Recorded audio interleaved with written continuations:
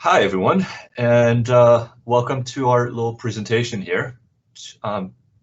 We're going to be presenting on our commentary piece, looking at data responsibility and how it relates to corporate social responsibility and a new phenomenon called corporate digital responsibility. Bear with us. This is kind of our first time doing this kind of recording where we're talking to each other about our own paper. But we're hoping to be able to speak to you and present to you virtually, not in person, at the Data for Policy conference in a few weeks. So if you're watching this, please come to our panel, ask us any questions. We'll be there, and we're looking forward to kind of engage with you. And this is for submission number 77. So first of all, my name is Ziad Achkar. I'm a PhD candidate at George Mason University in Arlington, Virginia, in the United States of America.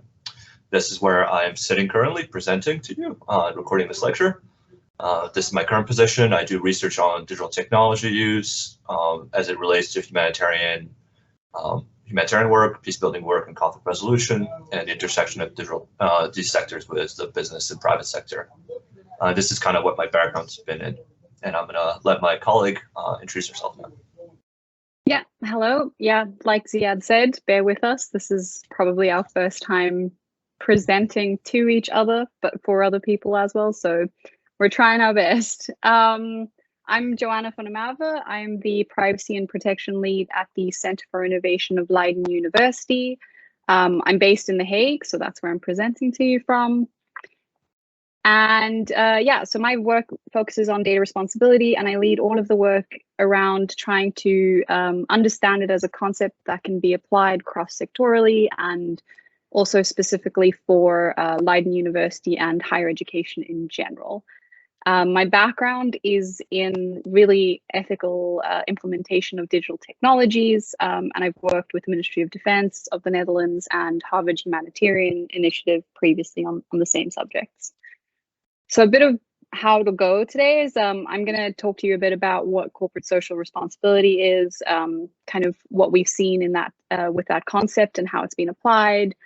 Ziad will then go into the emerging concept of corporate digital responsibility, and then a bit into data responsibility.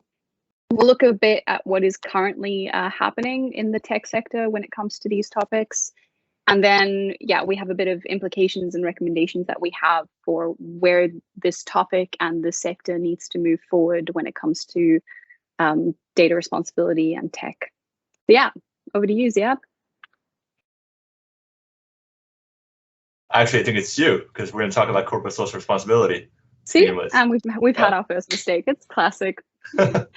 Yeah, so corporate social responsibility is essentially the idea that corporations should consider their impact on society when making strategic decisions or taking any action. There is no common definition. There's no consensus around what the core principles are. There's no consensus on how it should be enforced. And there is no consensus exactly on what the obligations of that corporate social responsibility are. So, and that is with this being a concept that's been around since globalization really started and really seen as something that was brought about to try and counteract some of the negative impacts that we were seeing with globalization. However, scholars have looked at it quite extensively, and there are 4 main approaches to CSR that have been identified, and they can be seen as descriptive, but also in certain circumstances normative. So you have corporate social performance, which is focused on whether the corporation is undertaking wealth creation, what its economic responsibilities are, legal responsibilities, and addressing societal problems. You have shareholder value theory, which really focuses on the corporation's obligations to generate profit and increase the value for shareholders. Stakeholder theory, which is basically saying that the company needs to take into account anybody who has a stake beyond just what their legal obligations are. And then you have corporate citizenship, which is the emerging theories, and it's kind of seen as an umbrella for a number of these emerging theories that argue that businesses are a part of society and have obligations and fulfill roles that really are very similar to the government. How you're seeing CSR practically implemented is, well, it's very complex. And so defining exactly when it is being implemented or not is challenging, but there is no one size fits all way of enforcing or even defining it. So this becomes a challenge for governments to choose whether they want to do soft law, hard law, or self-regulation.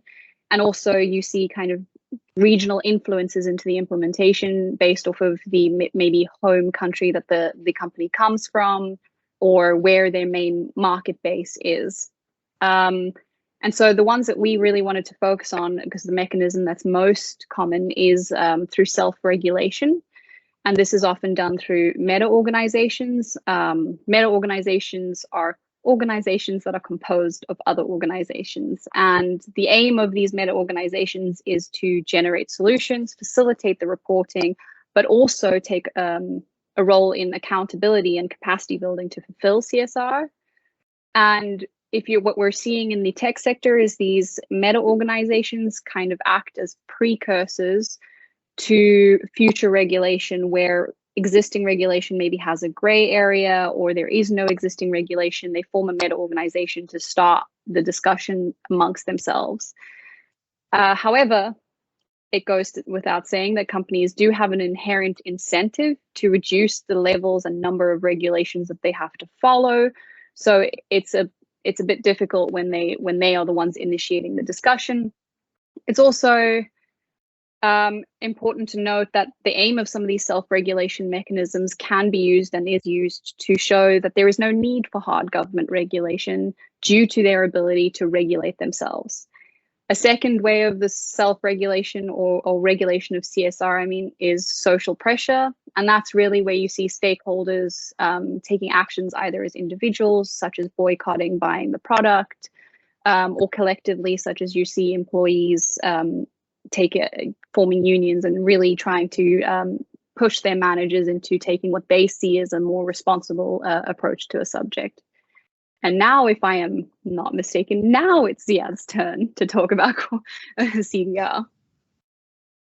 Awesome. And Joanna, thank you so much. I think you set the scene very nicely to now switch into talking about corporate digital responsibility, which really started, at least in the academic literature, to be discussed as a phenomena, and I think in the business literature as well, the last decade, I'd say. And we're in a position where now there's been a few studies done, few comprehensive studies that try to also define the term. And so what the commentary piece that, if you want to read it, please do. We spent quite a bit of time writing on it. But what I'm going to try to do here is to kind of give you some of the definitions that are most commonly in play and in use. And, similar to CSR, it's a term and a concept that's evolving and changing. And I'm confident that over the next few years, there'll be a lot more definitions, more things added to what a corporate digital responsibility framework and principle is. And so one of the nice things, one of the nicest definitions that I found actually doesn't really talk about CDR, and it comes from the 1980s by a paper that Richard Mason wrote. And he was writing about digitalization broadly, and this is 1980s, so we're really at the cusp of this digital transformation. And he says that our moral imperative is clear. We must ensure that information technology and the information handles are used to enhance the dignity of mankind. And I want you to kind of remember that, enhance the dignity of mankind. This is what digitalization, digital transformation's, ideal goal is. And so what does the recent literature really in the last few years tell us? And so there's a couple of big studies that have been done, and a couple of big papers. One is by Lopshad and colleagues, in which they looked at corporate digital responsibility and looking at the different actors that come into play. And so on one end, you have individual actors that play a role. You have then organizations, so corporations. And then on the third role, you have institutions, governments, and other legal actors. And very importantly, I think, interestingly, Lopshad and colleagues write about the fact that when we're talking about corporate digital responsibility, we also have to now consider artificial and technological actors. So we have to think about AI as part of corporate digital responsibility. And so for them, in definition that they put together in their study, is that CDR should be defined as a set of values, specific norms that govern an organization's judgment and choices in matters that relate specifically to digital issues. And so it's a pretty kind of a nice, clear definition of what CDR is. Now, moving to a different study by Herden and about 12 other people that's been published in the last year or so. They looked at CDR also kind of applying the CSR model. And so they looked at corporate digital responsibility in the sense of that there are economic and legal responsibilities that all firms and corporations engaged in digital work have to follow. They are, quote unquote, required by society. Then they look at it from a sense of there are also ethical responsibilities that may not be required by society, but you're expected by societies to fulfill. And then lastly, there are philanthropic responsibilities. And by that, I mean things that, may not be required or expected by society, but that societies desire. And so these are kind of the nice things you can do. There's another part of this work, and just so they define in the sense of CDR for them, they define it as then the extension of the firm's responsibilities, which takes into account the ethical opportunities and challenges of digitalization. And so this is kind of a very kind of a straightforward kind of maybe CSR model that just then attaches a digital component to it.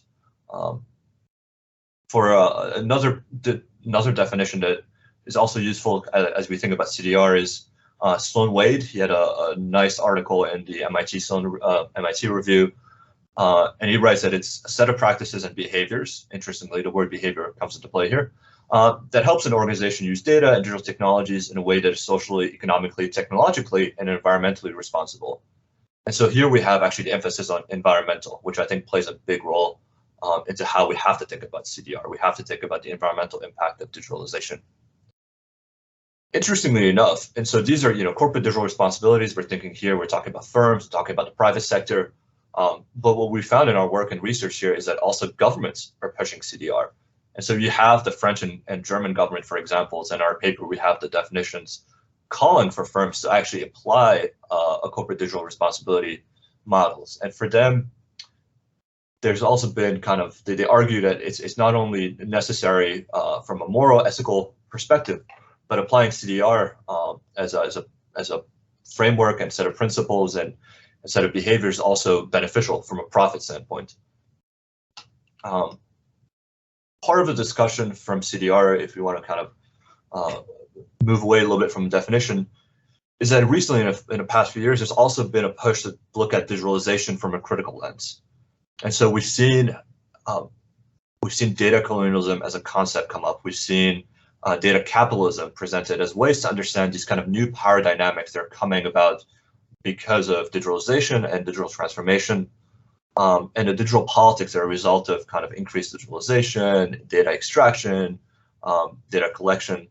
And so these are things that CDR as a concept for firms, they're going to have to reckon with, especially as we move towards kind of this data commodification and quantification of human behaviors and digital interactions.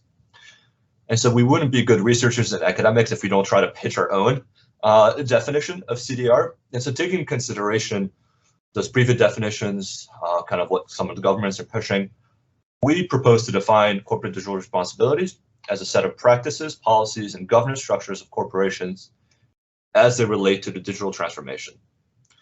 We note that corporate digital responsibility must be centered around accountable digital practices, enforcement mechanisms, sustainable growth and development, and the promotion of trust across the digital ecosystem.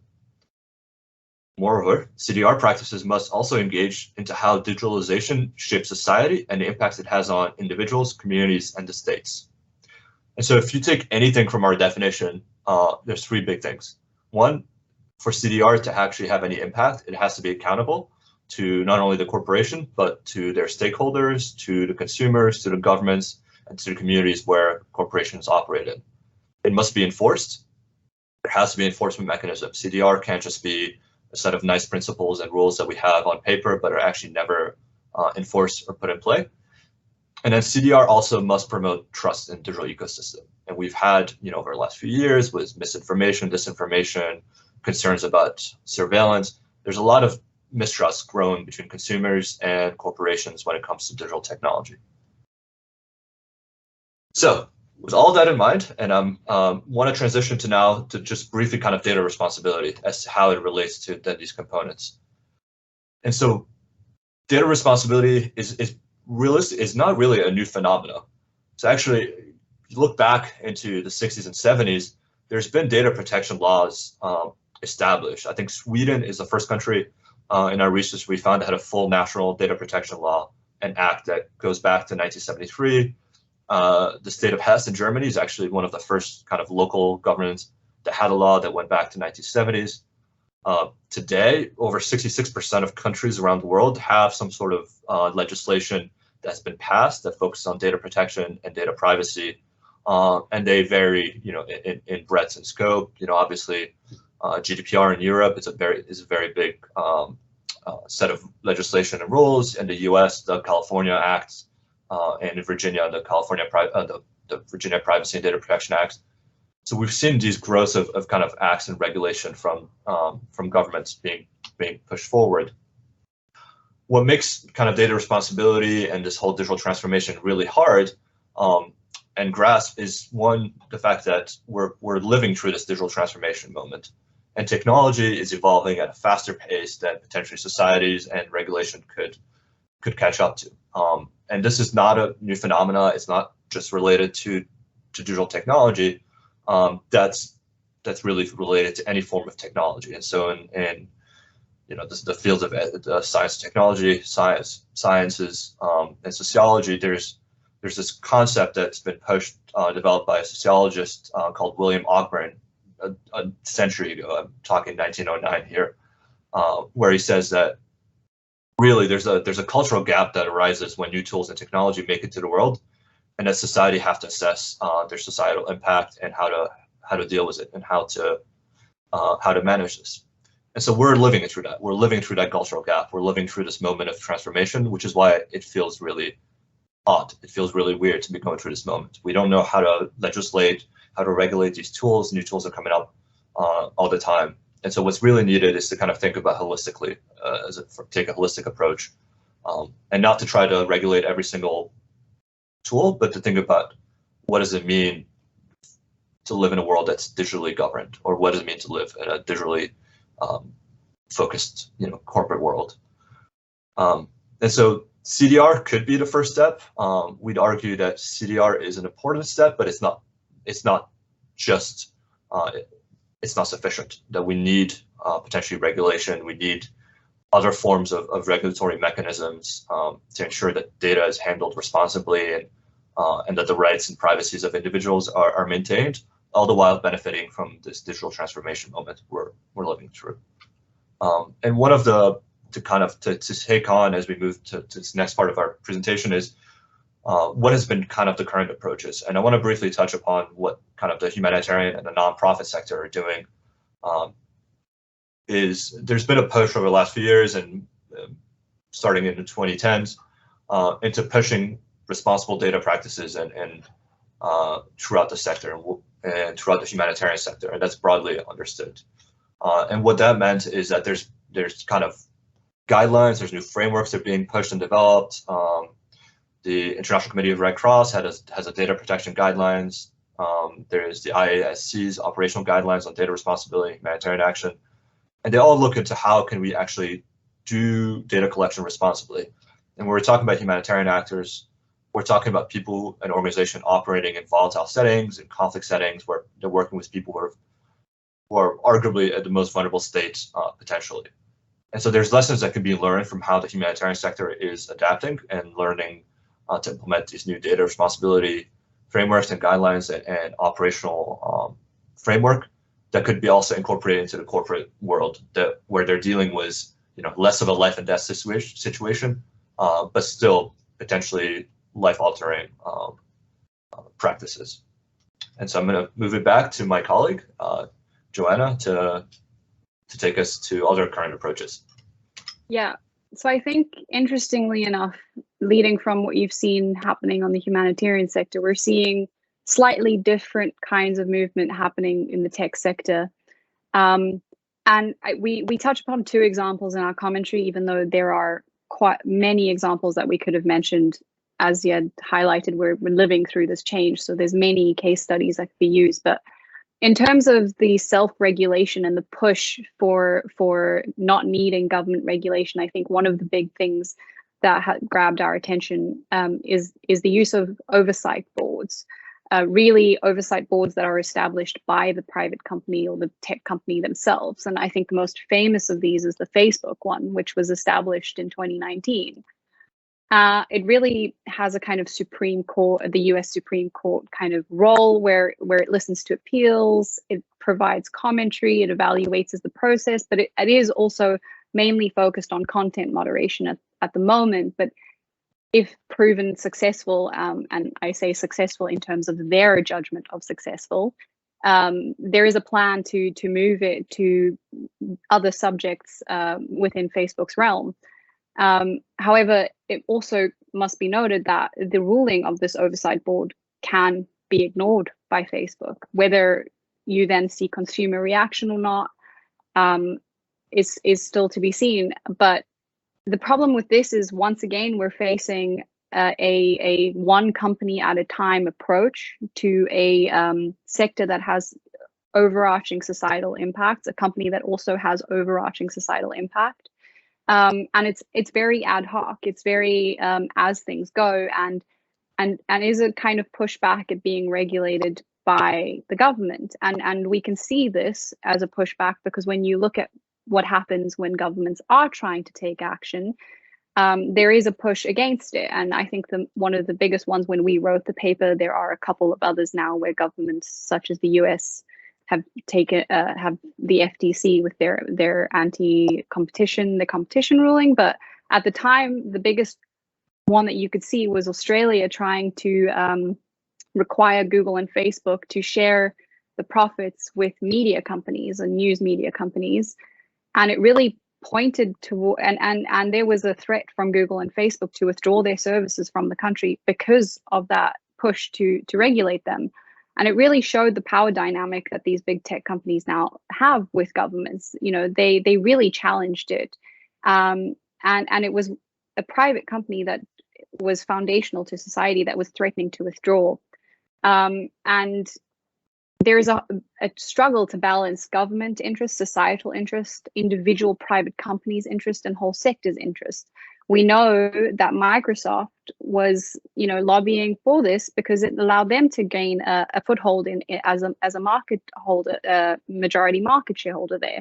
So you really start seeing that these oversight boards and these companies are pushing towards their own regulation and not having government regulation, which is pretty concerning when it comes to saying that they are following digital responsibility for a whole society. If you had the whole of society and interest, your interests should really align with the government, because that is what the government's interests are. So I think we have some implications. And I think the first one that really stems from the overarching message we try to get across is really that if you look at CSR and what happened with CSR and the lack of ability to reach any form of consensus over what it is, how it should be regulated, what the obligations are, if CDR and if our approach to data responsibility follows down that same route, we're going to be stuck in the same position again. And we'll be dealing with the issue across the same issue that we're dealing when it comes to environmental protection, and we'll be doing it in another sector with tech. So yeah, and then I think we have a couple of these. So Ziad, over to you for the next one. Yeah, and I think just to follow on Joanna's point, I think treating data responsibility exclusively through a CSR or CDR lens and thinking that corporations has a solution, I think it just does not meet the seriousness and the critical nature of this issue. We're really talking about a topic and a problem that has societal impact. There's no person on this planet that is connected to a digital ecosystem that is not impacted by this. And so we really need to meet the moment at where it is. This is a fundamentally change in how humans interact with one another. And so there needs to be some sort of again, to use the word holistic approach to how we deal with data responsibility, how we think about digitalization, how do we design processes and implement them. Because our concern when it comes to CSR or CDR, looking at digitalization, is that these considerations will not take primary or even potentially secondary, what's the word I'm looking for? Importance. Importance for, yeah, exactly, for corporations, because corporations' main goal is to generate profit for the most part. And so I think there's a need to take this seriously, to consider that CSR and CDR can play a role, but we can't expect them to play the main role into dealing with the data responsibility. Yeah, and I think Ziad's already mentioned a bit about the holistic approach to digital responsibility, but we also wanted to specifically highlight that when looking at digital technologies, there is currently a growing divergence between the digital strategies being used to address things like bias, where the digital strategy or responsible strategy for that is you reduce bias maybe by collecting even more data and having a larger data set so it's more representative. But that's a growing divergence then with your environmental responsibility, because collecting that data, storing that data, and actually processing that large amount of data actually has an environmental or climate change impact. So when you're looking at digital responsibility, you also have to align the other responsibilities that you have as an organization. And this is fundamentally one of the things about digital responsibility, and is that it isn't just limited to the data and the tech itself. It kind of spreads across how we organize labor, how we impact the environment, and I think, yeah, for more on that, this is really Kate Crawford's book Atlas of AI is foundational and groundbreaking in that viewpoint of technology beyond just the tech itself. And so, yeah, that's it. It really has to be assessed holistically from all angles. Yeah, and I think to that point, I think we have to understand and think about data responsibility as one of the most important principles when it comes to protection of rights of individuals moving forward. Otherwise, I think the big concern is, as new technologies develop and new forms of extraction are developed, it's going to become a lot harder and harder to kind of establish these rules and to put kind of the genie back in the bottle, if that's even possible anymore. So we have to, again, meet the seriousness of the moment. Yeah, and I think that also links to striking the balance between the protection of, for instance, individual rights, ensuring that technological growth can still occur, and ensuring that you're still allowing enough space, giving enough space for innovation. Because if we prioritize one of those areas over another, you really can. It can lead to continued inequity, continued accumulation of power within one group, and also a control by what is seen as a smaller and smaller part of society over another. So, yeah, it is foundationally one of the most difficult things, because it's so foundational to every aspect, and the digital responsibility is not just about necessarily protecting the rights, but also enhancing rights. Digital technology plays a really large role in reducing inequality if done correctly. So it's quite a complex thing to build a responsible strategy around. And so, like Ziad said, we need to do it as soon as possible so that it doesn't become an issue that we can't address, and we can't undo those inequities later down the line. Yeah, and I think to wrap this up, I think if you take anything from our presentation and our papers, that really corporations, when thinking whether they're applying a CSR or a CDR model when it comes to data responsibilities, they're going to have to grapple and deal with issues when it comes to data exploitation, concepts of data justice and equity, data colonialism. We have to deal with the growing digital divide and what happens to digital waste, and how digital technologies are contributing to potentially unsustainable growth when it comes to economic degradation. And so we have to consider the fact that this rush towards digital transformation it still is not equitable. It is leaving hundreds of millions, if not billions of people behind. And realistically, it is increasingly becoming harder and harder if you're not connected or digitally connected to be playing a meaningful part of this new economic system. And so all of these issues are not going to go away, but we have to deal with them sooner rather than later, because like we've noted, it gets a lot harder once things become more established. Yeah. And I think, sorry, go for it, Joanna. Yeah, I think, do we have anything else? I think at this point, I mean, we will, as we've said earlier, happy to take questions and have the discussion in person during the conference. So please join us. We'd say click the subscribe button, but we don't know where it is. So yeah, we really look forward to engaging in this discussion. As we've said, this is a commentary, so it's really to kickstart the discussion and move it forward. So from my side, thank you for taking the time to watch this video, and I look forward to meeting you. Likewise. See you in September. Bye. Bye.